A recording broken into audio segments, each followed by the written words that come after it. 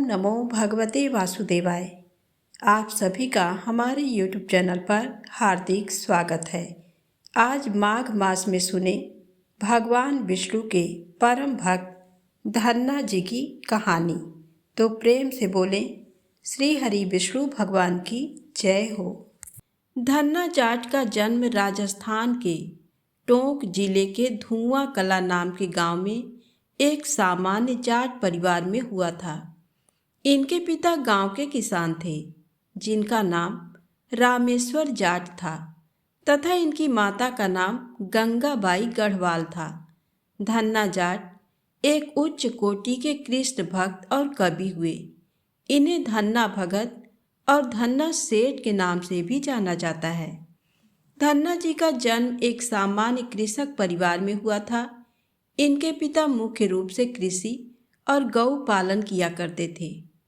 एक दिन धन्ना जी के परिवार के कुलगुरु, जिनका नाम पंडित त्रिलोचन था, तीर्थयात्रा करके लौटे और कुछ दिनों के लिए धन्ना जी के घर पर ठहरे।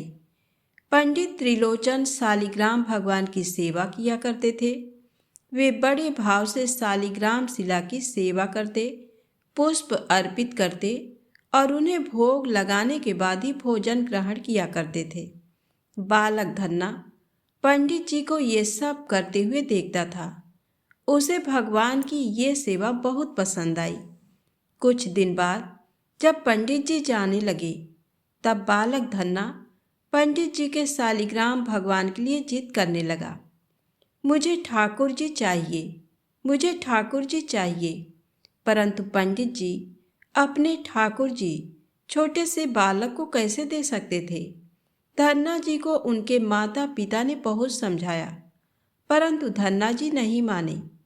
अंत में लोगों ने पंडित जी से कहा, अरे ये तो बालक है, इसे शालिग्राम जैसा कुछ और देकर बहका दो।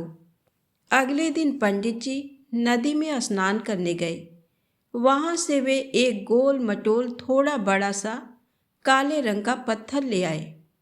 तब वे धन्ना जी के पास आकर बोले, मैं तुम्हें अपने ठाकुर जी दे दूंगा, लेकिन मेरे पास दो ठाकुर जी हैं, बड़े ठाकुर जी और छोटे ठाकुर जी। तुम्हें कौन से ठाकुर जी चाहिए? धन्ना जी ने झट से जवाब दिया, मुझे तो बड़े ठाकुर जी चाहिए। पंडित जी भी यही चाहते थे। पंडित जी ने धन्ना जी को वह बड़ा काला पत्थर बड़े ठाकुर जी बताकर दे दिया। ठाकुर जी को पाकर धन्ना जी बहुत प्रसन्न हो गए। वे बड़े भाव से उनकी सेवा करने लगे। धन्ना जी गायें चराने खेतों में जाते तो ठाकुर जी को अपने साथ ले जाते। धन्ना जी की माँ ने उनको बाजरे की रोटी, साग, अचार और गुड़ खाने को दिया।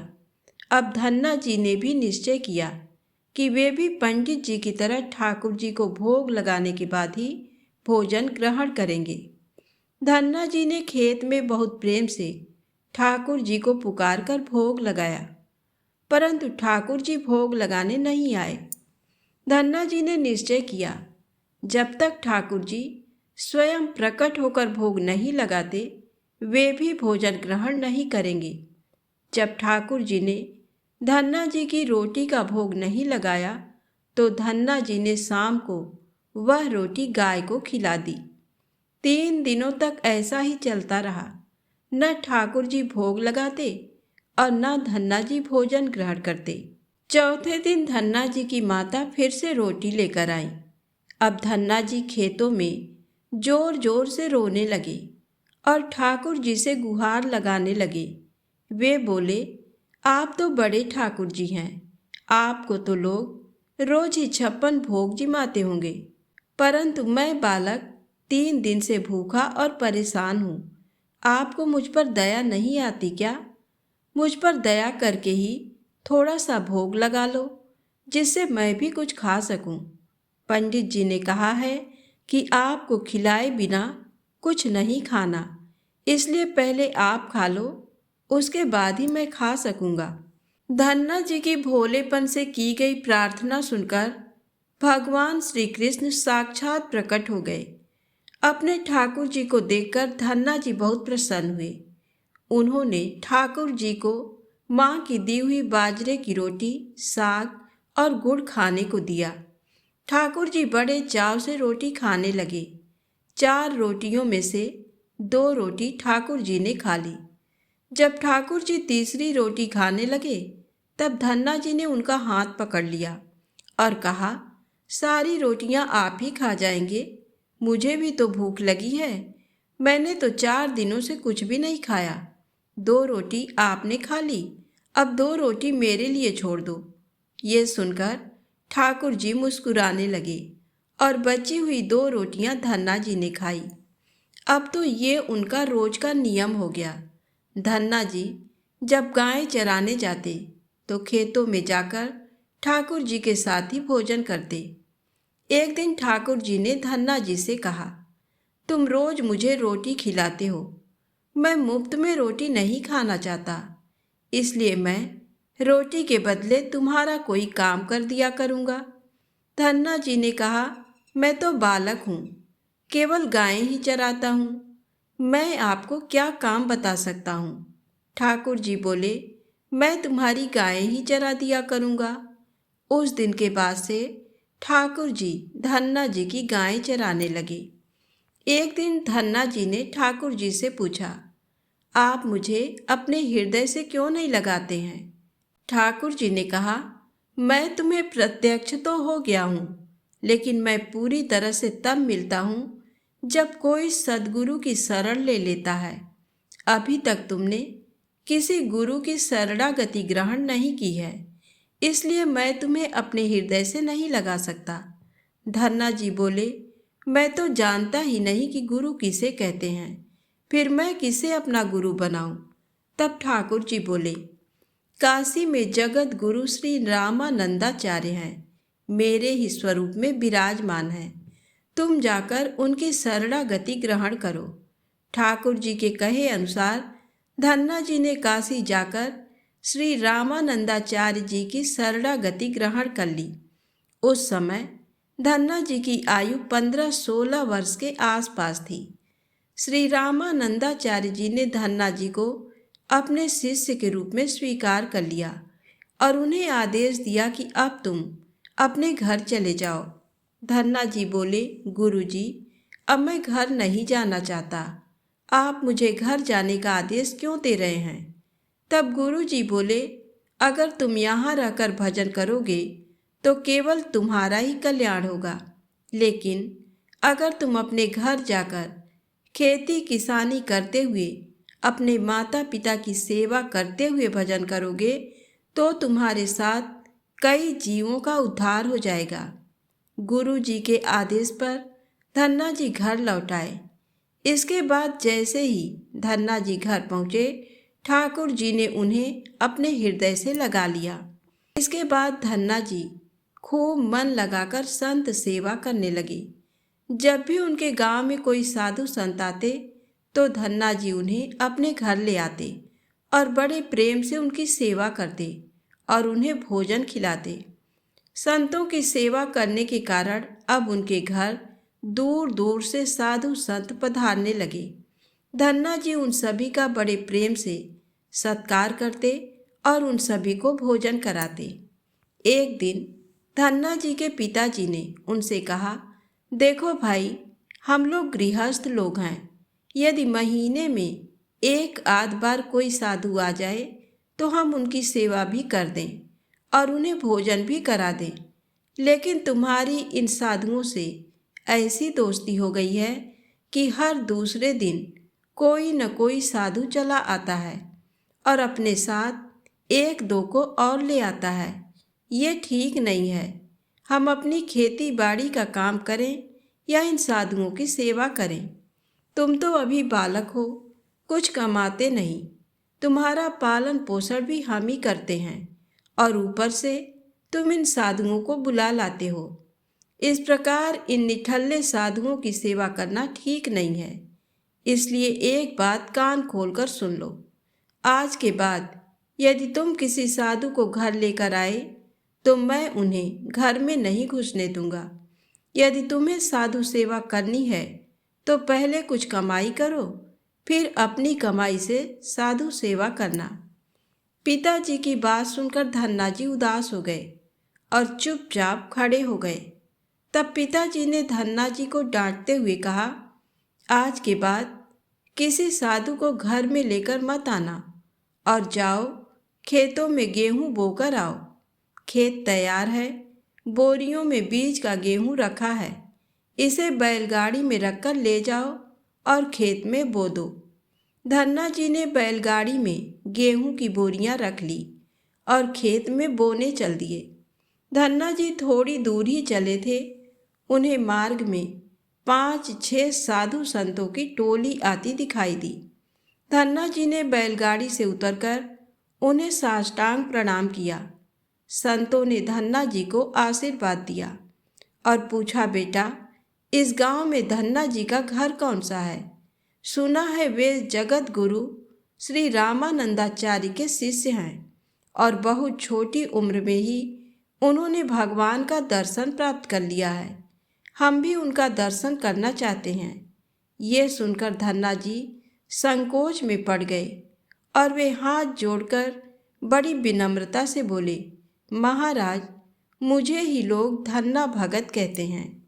संत बोले, भगवान ने बड़ी कृपा की, हम जिनसे मिलने आए थे वे यहीं मिल गए। निश्चित ही आप ऐसे ही भक्त हैं जैसा आपके विषय में सुना था। कितनी विनम्रता है आप में। चलिए आपके घर चलते हैं, वहीं बैठकर आपसे चर्चा करेंगे। धन्ना जी ने सोचा, अभी पिताजी ने साधुओं को घर लाने के लिए मना किया है। यदि मैं खेतों में बीज बोने के बजाय इन साधु संतों को घर ले गया तो पिताजी आसमान सिर पर उठा लेंगे और इन साधुओं को भी भगा देंगे। तब धन्ना जी कुछ विचार करके बोले, महाराज, अभी घर पर कोई नहीं है, मैं भी खेतों की तरफ जा रहा हूँ, आप भी मेरे साथ वहीं चलिए। संत बोले, ठीक है, हमें तो आपसे मिलना था, अब आप जहाँ ले चलें हम वहीं चलेंगे। फिर धन्ना जी उन सभी को अपने खेत ले गए। खेत में एक पेड़ के नीचे बने चबूतरे पर साधुओं को बैठाकर बोले, महाराज, आप यहीं पर कुछ देर विश्राम कीजिए, तब तक मैं आपके भोजन की व्यवस्था करता हूँ।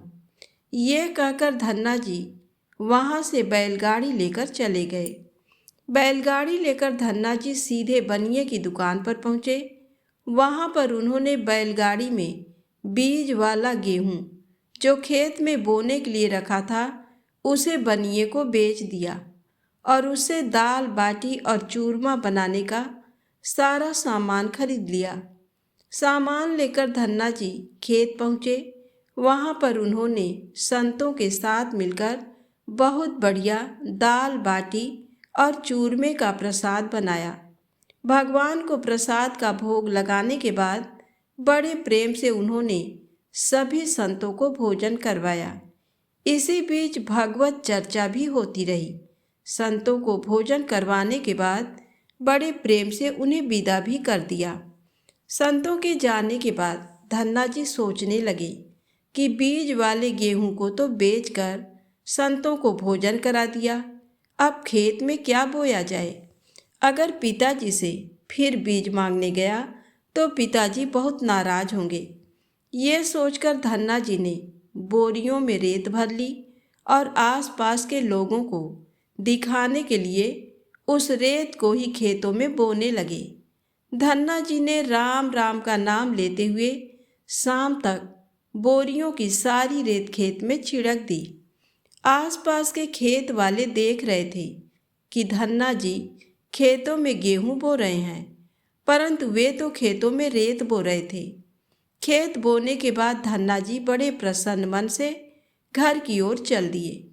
वे सोचने लगे, खेतों में तो कुछ उगना नहीं है तो देखभाल भी नहीं करनी पड़ेगी। घर पर पिताजी ने पूछा, खेत बो आए? धन्ना जी बोले, जी पिताजी, बो आया। कुछ दिनों बाद धन्ना जी के पिताजी और गांव के कुछ बड़े बूढ़े लोग धन्ना जी के पास आए और बोले, तुमने कैसा खेत बोया है? ऐसी फसल तो हमने अपने जीवन में आज तक नहीं देखी। ऐसा लगता है जैसे गेहूं का एक एक दाना नाप नाप कर एक समान दूरी पर बोया गया है और सारे ही दाने उग आए हैं। इतनी सुंदर फसल तो हमने आज तक नहीं देखी। ये सब तुमने कैसे किया? धन्ना जी सोचने लगे, ये सब उनको ताने मार रहे हैं। खेत में कुछ उगा ही नहीं होगा, इसलिए ऐसी बातें बोल रहे हैं। तब धन्ना जी ने स्वयं खेत पर जाकर देखा। वहां जाकर वे आश्चर्यचकित रह गए। उन्होंने देखा जिस खेत में उन्होंने रेत बोई थी वहां पर फसल उगाई थी और ऐसी सुंदर फसल उन्होंने भी कभी नहीं देखी थी। फसल को देखकर धन्ना जी को भगवान की कृपा का एहसास हुआ और उनकी आंखों से आंसू निकल आए। धन्ना जी जोर जोर से रोने लगे। जब धन्ना जी के पिताजी और अन्य गांव वालों ने रोने का कारण पूछा, तब धन्ना जी ने रोते हुए सारी घटना कह सुनाई। धन्ना जी बोले, पिताजी, जिस दिन आपने संतों को घर लाने के लिए मना किया था और खेत में बोने के लिए गेहूं दिया था, उसी दिन खेतों की तरफ जाते समय मार्ग में मुझे कुछ संत मिल गए। मैंने उन संतों को अपने खेत पर ठहराया और बीज वाला गेहूं बनिए को बेचकर संतों को भोजन करवा दिया। इसके बाद मैंने खेतों में रेत बो दी। रेत बोने के बाद ये फसल कैसे उगाई मुझे नहीं मालूम। धन्ना जी की बात सुनकर उनके पिताजी के भी आंसू निकल आए। वे बोले, मेरा धन्य भाग जो मेरे घर में ऐसे पुत्र ने जन्म लिया। आज के बाद हम तुम्हें रोकेंगे नहीं। खूब साधु बुलाओ, खूब संत सेवा करो। हम तुम्हें अब कभी मना नहीं करेंगे। आज से मैं भी भगवान की भक्ति किया करूँगा और तुम्हारे साथ संतों की सेवा किया करूँगा। इसके बाद धन्ना जी और उनके परिवार वाले खूब संत सेवा करने लगे। कुछ समय बाद धन्ना जी की उगाई हुई फसल को काटने का समय आ गया। उस फसल से उतने ही आकार की खेती से 50 गुना ज़्यादा गेहूं निकला। ये गेहूं इतना ज़्यादा था कि उसे रखने तक की जगह नहीं बची थी। गांव के सभी लोग धन्ना जी की फसल देखकर आश्चर्य करने लगे। अब धन्ना जी और उनका परिवार अपनी क्षमता के अनुसार खूब संत सेवा और भगवान की भक्ति करने लगे। उनके घर में हमेशा साधु संतों का तांता लगा रहता। साधु संतों की बड़ी बड़ी जमातें आती। धन्ना जी सभी का बड़े प्रेम से सत्कार करते। अब धन्ना जी जब भी खेतों में फसल बोते, हर बार ऐसी ही फसल होने लगी। अब धन्ना जी अपने गांव के बड़े किसान बन गए। गांव के सभी लोग धन्ना जी को चमत्कारी संत मानने लगे और उनके खेतों की मिट्टी को भी चमत्कारी मानने लगे। जिन लोगों के खेतों में पर्याप्त फसल नहीं होती थी, वे लोग धन्ना जी के खेतों की मिट्टी ले जाकर अपने खेतों में छिड़क लेते। इससे उनकी फसल भी अच्छी होने लगी। चारों तरफ धन्ना जी की जय जयकार होने लगी। एक बार भगवान ने धन्ना जी की परीक्षा लेनी चाहिए। धन्ना जी के गांव में अकाल पड़ गया। धन्ना जी बड़े किसान थे। उनके पास बहुत खेती थी और अन्न के भंडार भरे थे। अकाल के कारण उनके गांव और आसपास के क्षेत्रों के ब्राह्मण, संत, गरीब और जरूरतमंद लोग धन्ना जी के पास मदद की उम्मीद से आने लगे। धन्ना जी भी उन्हें दोनों हाथों से भंडार लुटाने लगे। कभी कोई जरूरतमंद उनके घर से खाली हाथ नहीं लौटा। धीरे धीरे धन्ना जी का अन्न भंडार समाप्त होने लगा, परंतु धन्ना जी ने निश्चय किया, जब तक उनका सामर्थ्य है वे किसी भी जरूरतमंद को निराश नहीं करेंगे। अपना सब कुछ बेचकर भी वे लोगों की मदद करेंगे। धन्ना जी की निस्वार्थ सेवा से प्रसन्न होकर एक दिन स्वयं भगवान श्री कृष्ण संत वेश में उनसे मिलने आए। संत रूपी भगवान श्री कृष्ण ने उन्हें तुम्बा, जिससे कमंडल बनाया जाता है, उसके बीज दिए और कहा, धन्ना जी, इन बीजों को अपने खेतों में बो दो और जब इनकी फसल पक जाए तो उससे जो भी प्राप्त हो उसे लोगों की सेवा में खर्च करना। धन्ना जी ने ऐसा ही किया। संत की आज्ञा मानकर उन्होंने तुम्बा के बीज खेतों में बो दिए। गांव के लोग कहने लगे, लगता है धन्ना जी पागल हो गए हैं, ऐसे भीषण अकाल में फसल बो रहे हैं और वो भी तुम्बा की। इस कड़वे तुम्बा को तो पशु भी नहीं खाते, ये तो केवल कमंडल बनाने के काम आता है। यदि ऐसी फसल उग भी गई तो उसका क्या फायदा। परंतु धन्ना जी ने संत के कहे अनुसार अपने खेतों में तुम्बा के बीज बो दिए। कुछ दिन बाद तुम्बा की फसल उगाई। सभी लोग आश्चर्य करने लगे कि ऐसे भीषण अकाल में बिना पानी के कोई फसल कैसे उग सकती है। कुछ ही दिनों में धन्ना जी का खेत हरा भरा हो गया। इसी बीच धन्ना जी जरूरतमंदों की सेवा करते रहे। धन्ना जी ने अपना सारा अन्न भंडार सेवा में लुटा दिया। उनके घर में जो फसलों के बीज रखे थे वे भी उन्होंने संतों के भोजन के लिए दान कर दिए। अब उनके पास अपने परिवार के गुजारे लायक भी अन्न नहीं बचा था। गांव के लोग कहने लगे, बड़ा मूर्ख है धन्ना, जो सारा अन्न लुटा दिया, अपने परिवार के लिए भी कुछ नहीं रखा, और इसने फसल भी बोई तो तुम्बा की, जिसे खा भी नहीं सकते। धन्ना जी को लोगों की बातों से कोई फर्क नहीं पड़ा। वे तो भगवान का नाम लेते रहते और लोगों की मदद करते रहते थे। एक दिन ऐसा आया जब धन्ना जी के खेतों में लगी फसल पक गई। उनके खेतों में तुम्बा के बड़े बड़े फल दिखाई दे रहे थे। धन्ना जी ने सोचा, अब दान करने के लिए तो कुछ है नहीं, अब इन तुम्बा से कमंडल बनाकर संतों को दिया करेंगे। धन्ना जी खेतों में लगे सभी तुम्बा के फल तोड़कर घर ले आए। घर आकर जैसे ही उन्होंने एक तुम्बा को कमंडल बनाने के लिए काटा, उन्होंने देखा ये तुम्बा हीरे मोती जवाहरात और कीमती रत्नों से भरा हुआ था। तुम्बा को कीमती रत्नों से भरा देखकर धन्ना जी आश्चर्यचकित रह गए। उनके पास तो तुम्बा की पूरी फसल थी। उन्होंने देखा सभी तुम्बा के फलों में ऐसे ही कीमती रत्न भरे हुए थे। अब उनके पास इतने कीमती रत्न और जवाहरात हो गए थे जितने किसी राजा के पास भी शायद ही हो। इस चमत्कार को देखने के बाद धन्ना जी को उन संत की याद आई जिन्होंने उन्हें तुम्बा के बीज दिए थे। उन संत ने कहा था कि इस फसल से जो भी प्राप्त हो उससे लोगों की सेवा करना। अब धन्ना जी उस धन से लोगों की सेवा करने लगे। वे फिर से दोनों हाथों से लोगों की मदद करने लगे। उस समय वह अकाल कई वर्षों तक चला।